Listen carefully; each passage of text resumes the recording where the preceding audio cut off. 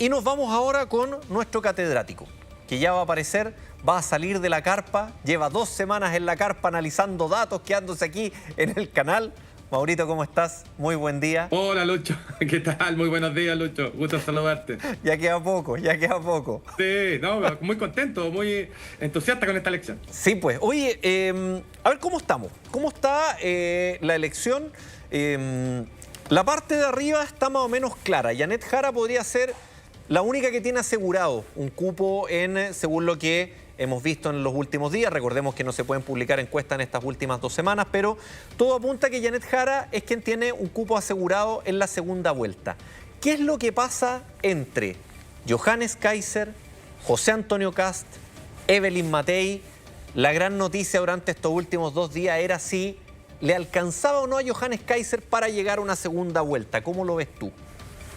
A ver, lo primero es lo que tú estás subrayando, Luis, respecto a Janet Jara. Janet Jara, uno piensa que ya está instalada en la segunda vuelta, considerando que el voto de centro-izquierda difícilmente esté por debajo de un 30%, por lo tanto, la gran incógnita en el caso de Jara es si se aproxima más al 30% o incluso si es capaz de saltar a un 35% o aproximarse a lo que obtuvo el rechazo el año 2022 con un 38%. La duda entonces en el caso de Janet Jara no es si avanza o no avanza la segunda vuelta, sino con cuánto porcentaje es capaz de hacerlo. Respecto a lo que está pasando con la lucha en el segundo lugar, hay 2 grandes hipótesis, de acuerdo a las encuestas que revisamos previo a la veda electoral. La primera hipótesis es que en realidad no habría mucha incertidumbre por el segundo lugar, que estaría en manos de José Antonio Kast. Eso fue lo que anunció un grupo de encuestas de opinión, pero eso no generó consenso en otras encuestas de opinión que mostraban una situación muchísimo más competitiva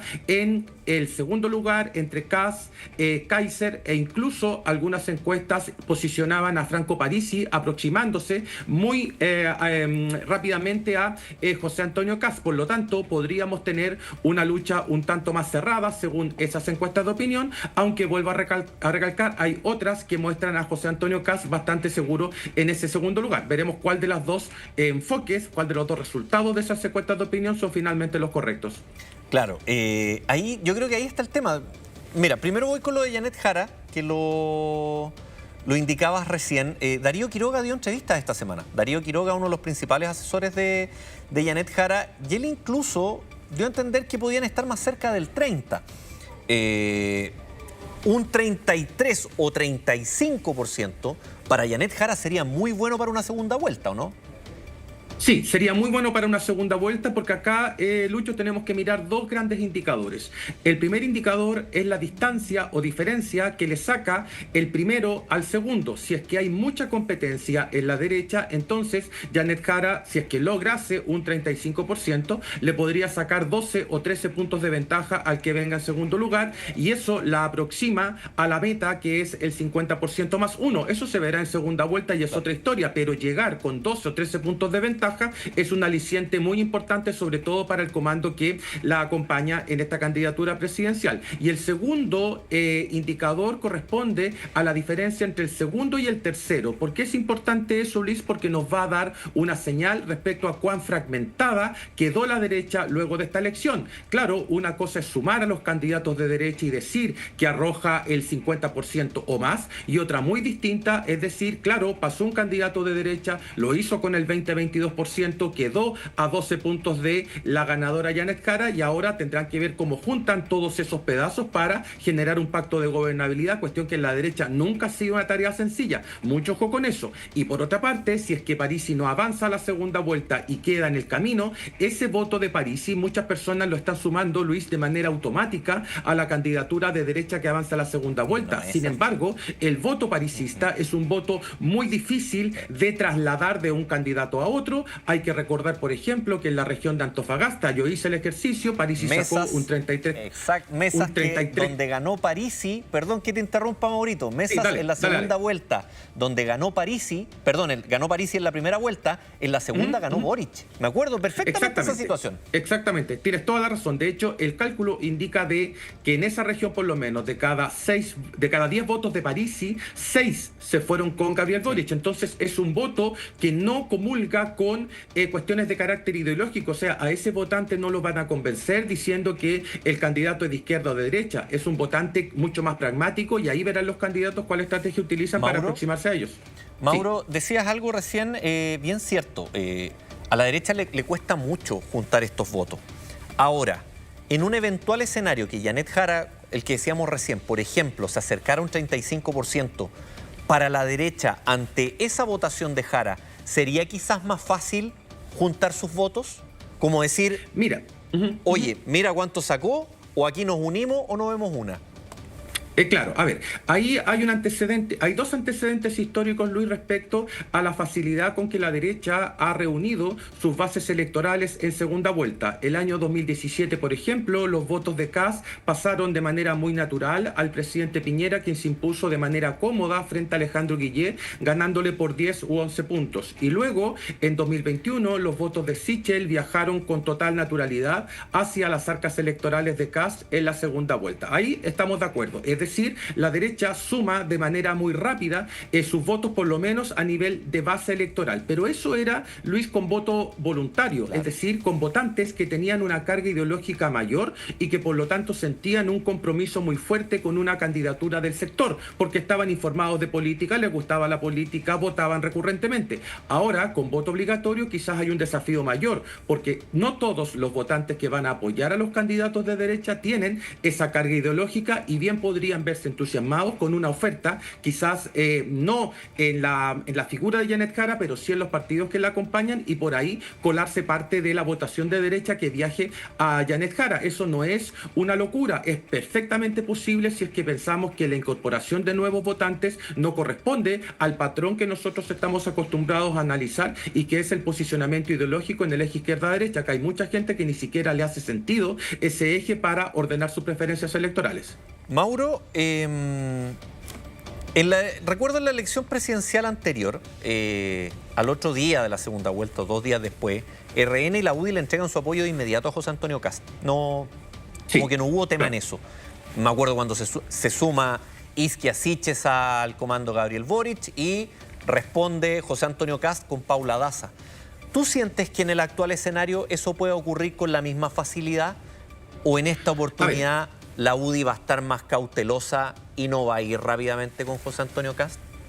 Te voy a dar mi perspectiva, Luis, que no es lo mismo que está realizando la candidata presidencial de ese bloque, que es Evelyn Matei. Yo tengo la sensación de que en el caso de la UDI el viaje va a ser directo, es decir, va a existir muchísima presión hacia Evelyn Matei con el fin de que entregue el apoyo directo esa misma noche a José Antonio Kast, porque José Antonio Kast viene de la UDI, él tiene el raigambre UDI, tiene el ADN gremialista y fue formado además en la Pontificia Universidad Católica, por lo tanto, en derecho hay un vínculo cultural con la UDI. Yo no tengo la menor duda de que la directiva de la UDI, los representantes de la UDI, los legisladores de la UDI, los candidatos electos de la UDI al Congreso van a ir con Kast de manera inmediata.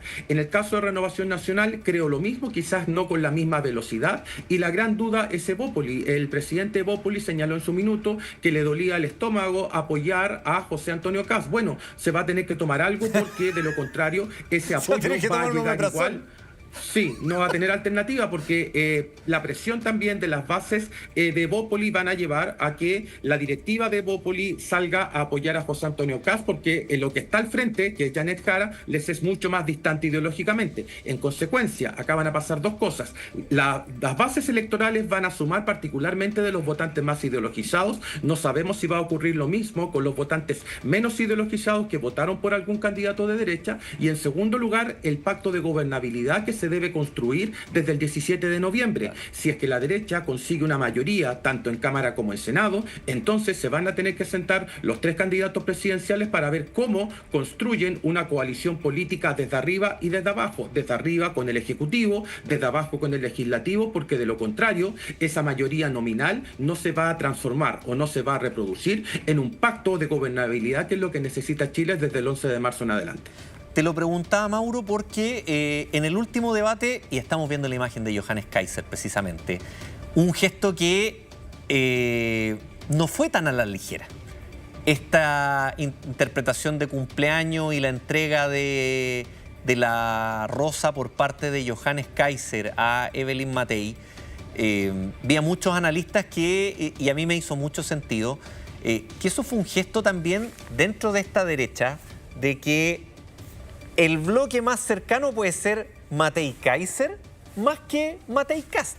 Por eso yo creo que Evelyn Matei está muy molesta con José Antonio Kast, pero muy molesta. Me cuesta mucho ver a Evelyn Matei después de la campaña de los trolls, la campaña de el invento del Alzheimer, todo eso me cuesta mucho ver a Evelyn Matei casi que corriendo donde José Antonio Kast. Y lo que me agrega nuestro editor, en la última elección, ella asumió como primerísima de campaña, recuerdo, en la segunda vuelta. Yo no sé si después de esta campaña estén tan buenas las relaciones.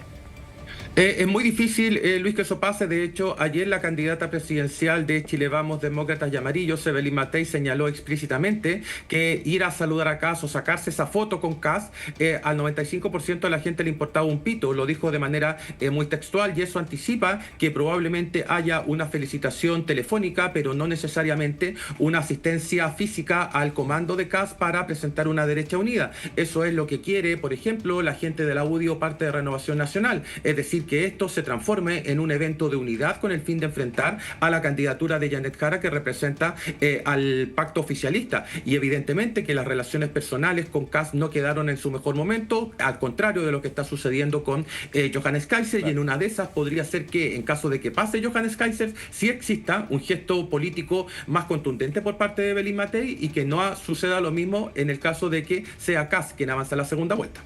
Ok, Maurito. Muchas gracias, catedrático. Como siempre, agradecido. Listo, pues. Descanse hoy día porque la jornada de mañana es dura.